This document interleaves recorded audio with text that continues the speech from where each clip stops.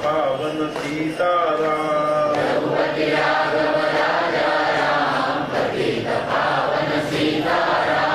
रघुपति राघव राजा राम पतित पावन सीताराम रघुपति राघव राजा राम पतित पावन सीताराम रघुपति राघव राजा राम पतित पावन सीताराम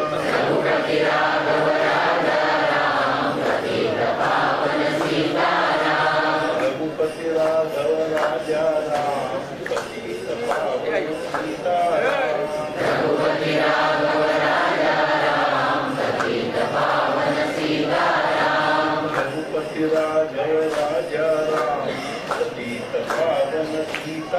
राघव राजा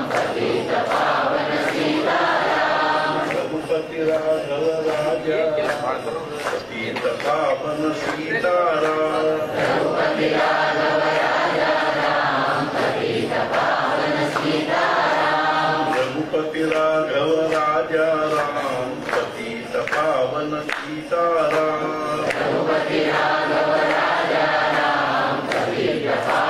सीताराम रघुपति राघव राजा राम पतित पावन सीताराम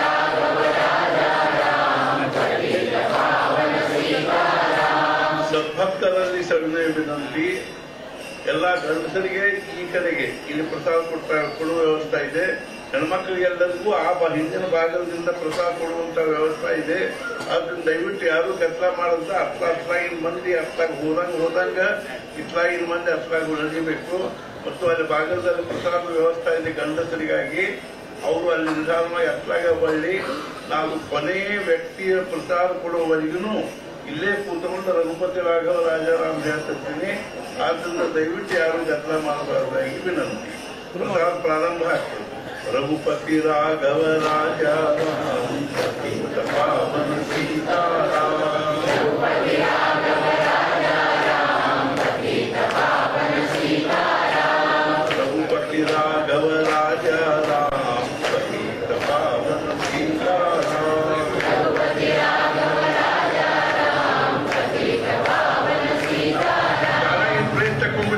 ರಘುಪತಿ ರಾಘವ ಪಾವನ ಸೀತಾರಾಮ್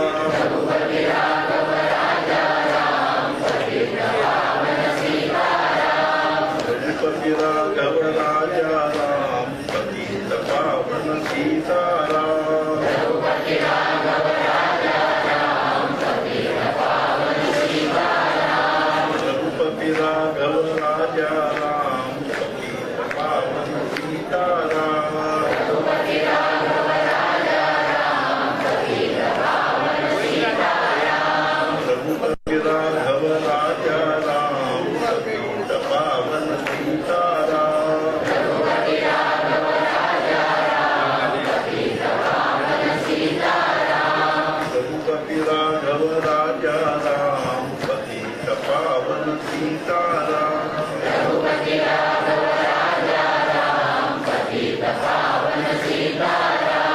रघुपति राघव राजा राम पतित पावन सीताराम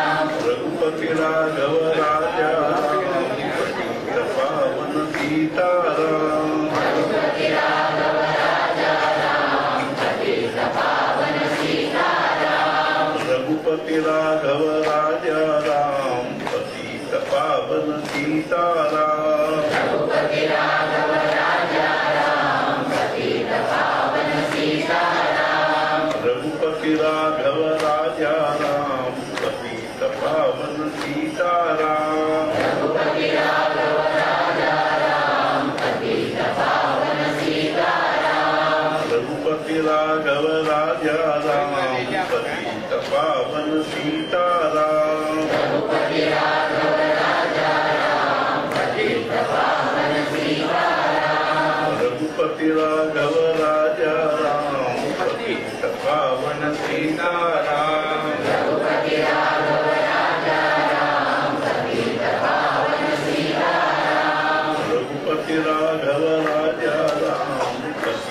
पावन सीताराम रघुपति राघव राजा राम पतित पावन सीताराम रघुपति राघव पतित पावन सीताराम रघुपति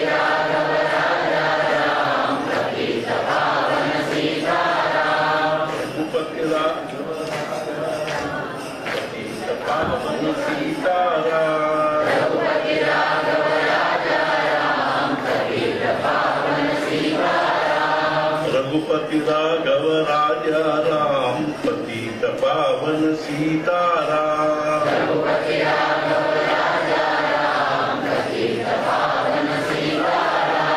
रघुपति राघव राजा राम पतित पावन सीताराम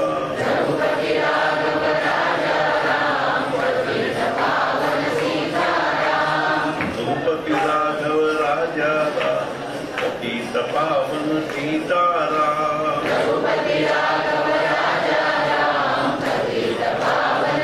चहा व्यवस्था हरगार यार चहा सगळं असला इथला अड्ड्यावर रघुपति राघव राजा राम पतित पावन सीताराम रघुपति राघव राजा राम पतित पावन सीताराम रघुपति राघव राजा राम पतित पावन सीताराम रघुपति राघव राजा राम पतित पावन सीताराम रघुपति राघव राजा राम पतित पावन सीताराम रघुपति राघव राजा राम पतित पावन सीताराम रघुपति राघव राजा राम पतित पावन सीताराम रघुपति राघव राजा राम पतित पावन सीताराम रघुपति राघव राजा राम पतित पावन सीताराम रघुपति राघव राजा राम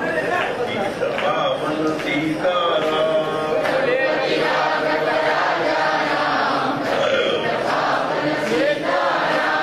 रघुपति राघव राजा राम पतित पावन सीताराम रघुपति राघव राजा राम पतित पावन सीताराम